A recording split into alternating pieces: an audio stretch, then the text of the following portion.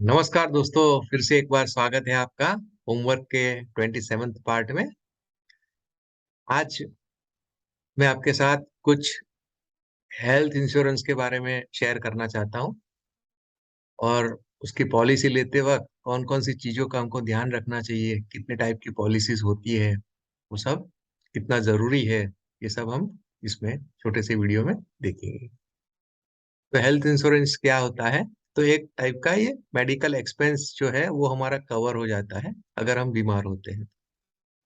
उसमें हमारा जो हॉस्पिटल का खर्चा वगैरह है, वो हमको डॉक्टर का कंसल्टेंसीज़ फी है, वो सब हमको वापस मिल जाता है। काम कैसे करता है? तो ये कॉन्ट्रैक्ट होता है, इंश्योरर मतलब जो ले रहे हैं और पॉलिसी होल्डर इंश्योरर जो आपको जो कंपनी आपका इंश्योरेंस आप ले रहे हैं और पॉलिसी होल्डर मतलब आप खुद, तो ये दोनों के बीच में कॉन्ट्रैक्ट होता है और उसमें प्रीमियम कुछ फिक्स किया जाता है और उसके सामने आपको वो टाइप का रिटर्न भी मिल जाता है। अच्छा, अब सबसे इंटरेस्टिंग चीज़ देखो कि कितने लोगों ने दुनिया में इंश्योरेंस लेके रखा है। तो पहले इंश्योरेंस 2 टाइप के होते हैं, एक तो लाइफ इंश्योरेंस और दूसरा है नॉन लाइफ इंश्योरेंस, जो ये मेडिकल भी ये नॉन लाइफ में आ जाता है। लाइफ इंश्योरेंस 3.3% लोगों ने लिया है वर्ल्ड में और नॉन लाइफ इंश्योरेंस वर्ल्ड में एवरेज है 4.1%। इंडिया की हम बात करें तो इंडिया में क्या है, कितने लोगों के पास इंश्योरेंस है? तो ये लाइफ इंश्योरेंस जो है वो 3% लोगों के पास है और नॉन लाइफ इंश्योरेंस 1 ही % के पास है। इसका मतलब कि आप जो हेल्थ पॉलिसी है इसके अंदर आती है, तो वो 100 लोगों में से सिर्फ एक के पास हेल्थ इंश्योरेंस पॉलिसी होती है। बाकी 99 लोग के पास ये पॉलिसी नहीं होती है, अवॉइड करते हैं वो लोग। अच्छा, अभी कई लोग को ये हेल्थ इंश्योरेंस और लाइफ इंश्योरेंस में जो बेसिकली फ़र्क क्या है, वो नहीं मालूम होता है। तो देखिए कि हेल्थ इंश्योरेंस है, वो आपका मेडिकल ट्रीटमेंट के लिए होता है और जो लाइफ इंश्योरेंस है, वो अगर आपकी लाइफ को कुछ हो जाता है, तो उसके लिए होते हैं। वही यहाँ कुछ पॉइंट्स मैंने लिए हैं।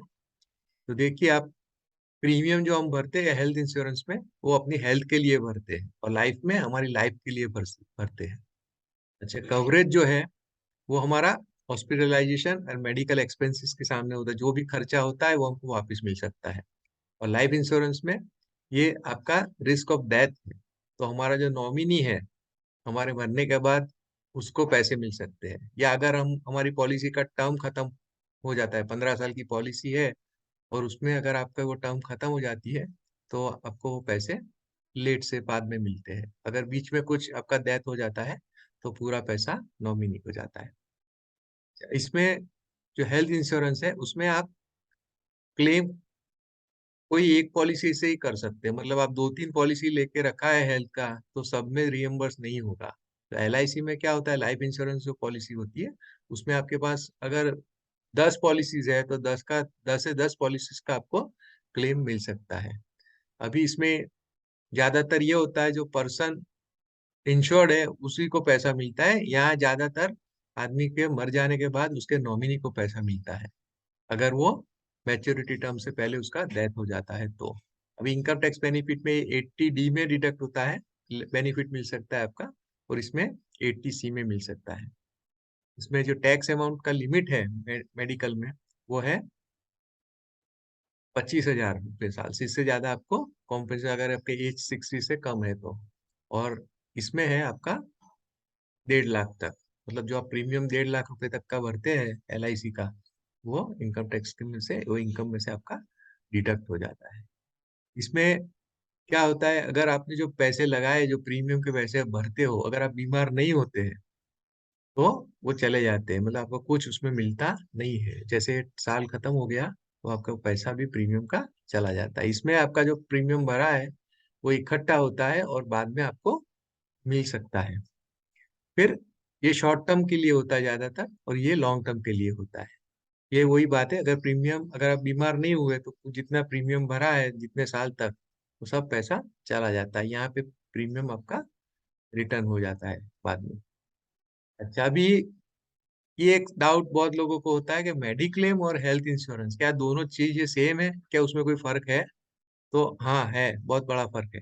क्योंकि मेडिक्लेम जो है वो खाली आपको कवरेज किसका देता है, हॉस्पिटल एक्सपेंस का। उसके आगे पीछे का जो आप रिपोर्टिंग वगैरह कराते हैं, जो कंसल्ट करते हैं डॉक्टर को, उसके बाद आप हॉस्पिटलाइज होते हैं, वो खर्चा आपको नहीं मिलता है मेडिक्लेम में। हेल्थ इंश्योरेंस में सब मिल सकता है। यहाँ पे देखो कुछ फैक्टर्स मैंने लिए हैं। तो हॉस्पिटलाइजेशन मेडिक्लेम अगर है आपके पास, तो आपको हॉस्पिटलाइजेशन ये जरूरी है।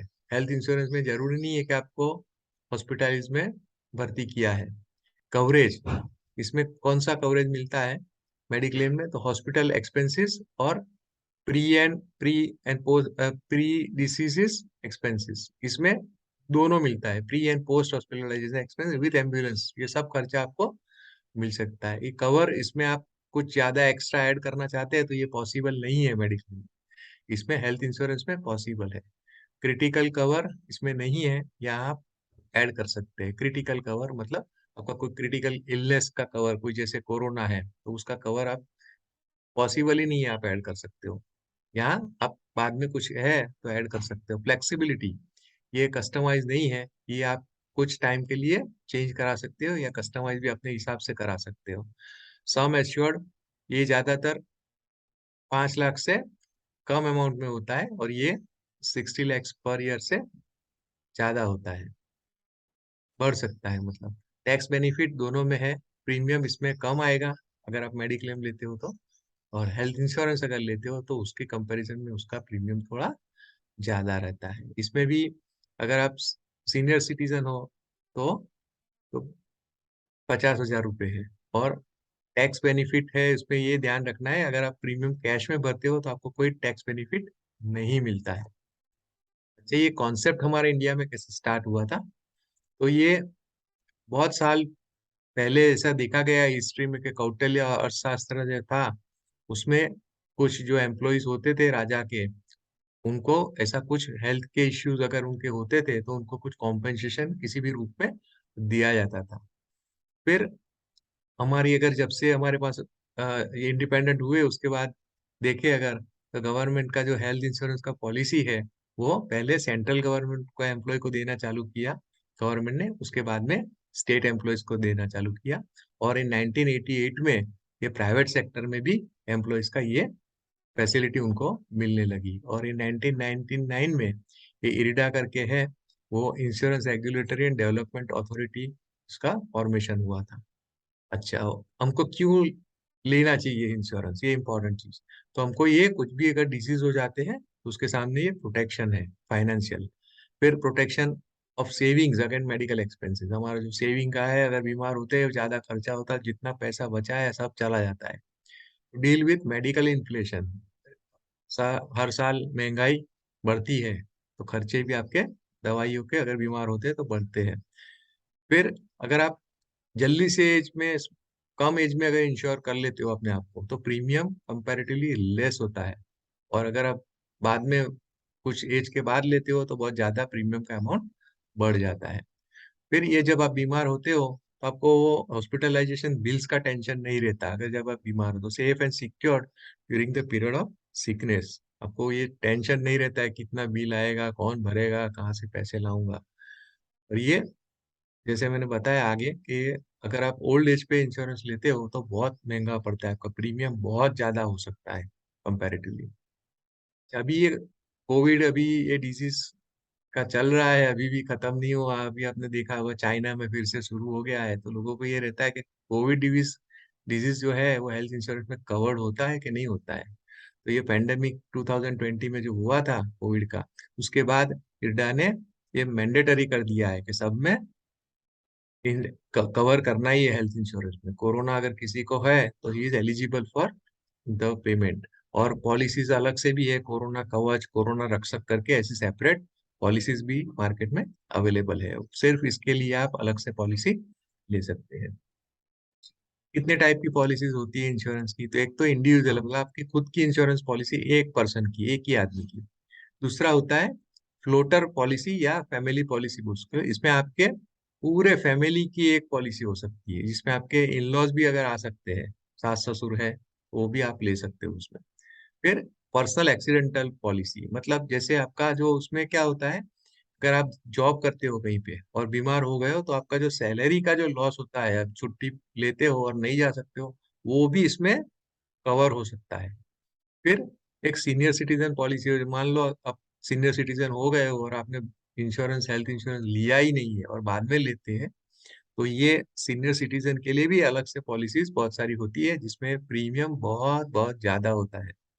फिर एक टॉप अप पॉलिसी होती है जो कवर, उसका कवरेज जो है 1 करोड़ से ऊपर का होता है और उसमें कंपैरेटिवली प्रीमियम कम होता है। और दूसरा होता है को पेमेंट पॉलिसी। मतलब इसमें क्या होता है कि जो अमाउंट है 70% क्लेम वो इंश्योरेंस कंपनी कर सकती है और 30% आपको खुद को बिल भरने पड़ते हैं। तो उसमें ये टाइप की पॉलिसी भी अवेलेबल है, इसमें जितना परसेंट आप रख सकते हो वो उसके हिसाब से प्रीमियम आप ज्यादा कम कर सकते हो। ये कवरेज क्या होता है, तो ये टोटल अमाउंट है जो हमको बीमार होने पे मिल सकता है, और हम कितनी भी बार हम ले सकते हैं, एक बार में ही ले सकते हैं साल में पूरा अमाउंट, और टुकड़ों में बहुत 2-3 बार या जितनी बार चाहे इतनी बार ले सकते हैं। मतलब जैसे हमारा 5 लाख का पॉलिसी है और आप 3 बार बीमार होते हो और आपका 2-2 लाख और 1 लाख का बिल हुआ है, तो आप क्लेम कर सकते हो। फिर दूसरा जो ड्यूरेशन है हॉस्पिटलाइजेशन का, वो कितना होता है मेडिक्लेम, तो ये इंश्योर्ड पर्सन को 24 घंटे हॉस्पिटल में रहना पड़ता है कम से कम। लेकिन कुछ ऑपरेशन ऐसे हो, जैसे कैटरेक्ट का ऑपरेशन है तो डे केयर ट्रीटमेंट होता है जिसमें जिसमें आपको पूरा दिन नहीं रहना पड़ता है, तो 24 घंटे से कम का पीरियड भी ये हो सकता है। अच्छा, आगे पीछे में हमको कितना कवरेज मिलता है, मतलब हॉस्पिटलाइजेशन से पहले और हॉस्पिटलाइजेशन के बाद हमको कितना पैसा मिल सकता है। तो प्री में 30 दिन पहले हॉस्पिटलाइज हुए हैं आप, उससे 30 दिन पहले का आप क्लेम कर सकते हो जो भी खर्चा हुआ है। और हॉस्पिटल में से बाहर आने के बाद 2 महीने तक बाद में 60 डेज तक आप ये खर्चा ले सकते हो कि इतना जो आपका दवाइयाँ वगैरह जो होता है लिख के देते हैं, वो सब आप क्लेम कर सकते हो 2 महीने तक, कि वही पॉलिसी में। रूम टैरिफ जो होता है नॉर्मली 1% होता है टोटल कवरेज का, अलग अलग कंपनीज के लिए अलग अलग ये होता है, लेकिन नॉर्मली देखा गया है कि 1% होता है। जैसे आपका पॉलिसी कवरेज 2 लाख का है तो आपको 2,000 रुपए रूम के पर डे के मिल सकते हैं 1% के हिसाब से। अच्छा, अभी सबसे इम्पोर्टेंट पॉइंट ये, अगर हम मान लो हमने नहीं ली है और अगर मेडिकल इंश्योरेंस हमको लेना है, तो उसमें क्या क्या चीजें हमको देखनी चाहिए, तो ये कुछ 10-12-13 पॉइंट्स है, उसमें आप पॉलिसी ले। तो पहला तो एक कैशलेस ट्रीटमेंट ले लो, अगर वो प्रिफर करो, अगर कैशलेस पॉलिसी, मतलब उसमें आपको कुछ नंबर ही देना होता है पॉलिसी का, कुछ पैसे वैसे नहीं भरने पड़ते और अपने आप बाद में आराम आराम से सब क्लेम कर सकते हो, बता देने का कि मेरा ये पॉलिसी है और ये नंबर है। फिर फ्लोटर पॉलिसी लो, अगर इंडिविजुअल लेते हो तो आपको फैमिली मेंबर्स के लिए, सबके लिए अलग अलग पॉलिसी लेनी पड़ेगी। अगर इससे अच्छा है फ्लोटर पॉलिसी या फैमिली पॉलिसी लेते हो, तो एक ही पॉलिसी में आपके सभी फैमिली मेंबर्स कवर हो सकते हैं। फिर उसमें से अगर आप जियो कंपनी का पॉलिसी लेते हो तो उसमें ये हॉस्पिटलाइज कितने कवर हुए हैं वो देख लो, नहीं तो बोल देंगे हम ये हॉस्पिटलाइज हमारे में नहीं है तो आपको नहीं मिलेगा। फिर ये pre and post hospitalization expense कितने दिन तक का है वो भी देख लो। फिर ये क्लेम सेटलमेंट रेशियो होता है, मतलब अगर क्लेम सेटलमेंट रेशियो 95 है तो उसका मतलब ये हुआ कि 100 लोगों ने ये क्लेम के लिए अप्लाई किया था और 95 लोगों को उसका पैसा मिल गया है, 5 लोगों को पैसा उसका नहीं मिला है। तो ये जितना ज्यादा होता है क्लेम सेटलमेंट रेशियो, वो अच्छा होता है। फिर चेक फॉर रिस्टोरेशन बेनिफिट्स, तो अमाउंट रिस्टोर आपका कितना होता है वो भी देख लो। अच्छा, अभी को पेमेंट पॉलिसीज मैंने बोला 60-70-30 ये होता है, वो अवॉइड करो। फिर एक ये हेल्थ इंश्योरेंस में एक वेटिंग पीरियड का पॉलिसी क्लेम क्लॉज होता है, मतलब आप अगर आप पॉलिसी लेते हो तो बोल देते हैं कि आपको 2 साल तक या 3 साल तक कुछ भी क्लेम नहीं कर सकते हो, उसके बाद कुछ होता है तो आप कंटिन्यू करते हो पॉलिसी, तभी आपको बेनिफिट मिलेगा। तो ये एक देख लो कि वेटिंग पीरियड उसका कितना है। फिर लिमिट देख लो उसका, maximum payment for specific disease, मतलब जैसे आपको कैटरेक्ट का कोई ऑपरेशन किया है तो लेंस आपने 80,000 का लगवाया, लेकिन वो बोलेंगे हमारा तो इसमें लिमिट 25,000 का ही है, तो हम आपको ये कैटरेक्ट का ऑपरेशन के लिए लेंस का सिर्फ 25,000 रुपये दे सकते हैं। इस तरह से उसका लिमिट होता है हर एक डिजीज के लिए। फिर ये प्रीमियम भी देख लो, अगर प्रीमियम का अमाउंट कितना है, जितना कवरेज है और उसके जो बेनिफिट है, उसके सामने आप प्रीमियम कितना मिलता है, कितना भरना पड़ता है आपको, वो आपको हमेशा चेक करना चाहिए। अगर ज्यादा प्रीमियम है तो ये कवरेज भी ज्यादा होना चाहिए और बेनिफिट्स ज्यादा मिलने चाहिए। अच्छा, अगर आपको कोई प्री एग्जिस्टिंग डिजीज है तो कभी छुपाने नहीं चाहिए, क्योंकि अगर उसमें वो लोग ने अगर पकड़ लिया तो कुछ उसमें फिर प्रॉब्लम हो जाता है। अगर आप एडिक्टेड हो टोबैको या स्मोकिंग है आप, तो वो बता देना जरूरी है। उसको छुपाओ, उससे छुपाओ, अगर वो लोग ने ढूंढ लिया कि ये है तो फिर आपका क्लेम वो लोग रोक सकते हैं। और आपकी जो पर्सनल डिटेल्स है पॉलिसी डॉक्यूमेंट में जो लिखा हुआ है स्पेलिंग के साथ, वो सब चीजें देख लो, क्योंकि हमारे इंडिया में किसी के नाम के पीछे भाई लगता है, किसी के नाम में कुमार लगता है, तो ये सब चीजें इसमें अगर वो लोग इश्यू बना सकते हैं। और अगर गाइडेंस चाहिए आपको फ्री में, तो ये पॉलिसी बाजार का वेबसाइट है, वहाँ आप चेक करो, वहाँ पे आपको बहुत सारे ऑप्शंस और गाइडेंस मिलेगा फ्री ऑफ कॉस्ट। लेकिन उसमें एक प्रॉब्लम रहता है, एक बार आपने ये खोल के विजिट कर लिया, फिर आपको रेगुलरली वो इंक्वायरी के लिए कॉल आते रहेंगे कि सर क्या सोचा आपने, कब लेना है, कितना क्या लेना है। ये सब आपको फिर हेरेसमेंट नहीं लगना चाहिए। अगर सही में लेना है तो इसको खोलना। अभी मान लो आपने पॉलिसी लेके रखा है कोई कंपनी का और आपका क्लेम अच्छी तरह से सेटल नहीं हुआ, आपको नहीं पैसे मिलते, तो ये कंप्लेंट है आईजीएमएस IRDAI गवर्नमेंट टीम पे। आपका 15 दिन के बाद अगर आपको जवाब नहीं मिलता है तो आप ये इस पे रजिस्टर कर सकते हो आपके कंप्लेन। और ये इरडा का टोल फ्री नंबर ही है, जिस पे आप कंप्लेन आपकी बता सकते हो। तो कंक्लूजन क्या है कि क्या पता चल रहा है हमको कि majority of Indians are not taking health insurance seriously and are avoiding buying health insurance. बोले क्या है, अभी बीमार है तो होते नहीं है, क्यों लेना है। So always remember that health insurance is a protection and not an investment. वो हमारी हेल्थ के लिए प्रोटेक्शन, उसमें से हमको कुछ पैसे नहीं कमाने हैं, क्योंकि कितना बड़ा rate of interest, return of investment क्या मिला, हमने इतना पैसा लगाया, हमको पास वापस कितना आता है, वो कुछ नहीं आएगा। बीमार नहीं हुआ तो चले जाता है वो पैसा, तो इन्वेस्टमेंट नहीं है, ये प्रोटेक्शन है। अगर आप बीमार होते हो तो आपको ये सब एक्सपेंसेस रीएम्बर्स कर सकते हो। तो be safe and secured by ensuring yourself by taking appropriate health insurance at early stage। उम्मीद करता हूँ आपको ये छोटा सा वीडियो अच्छा लगा होगा। Thank you.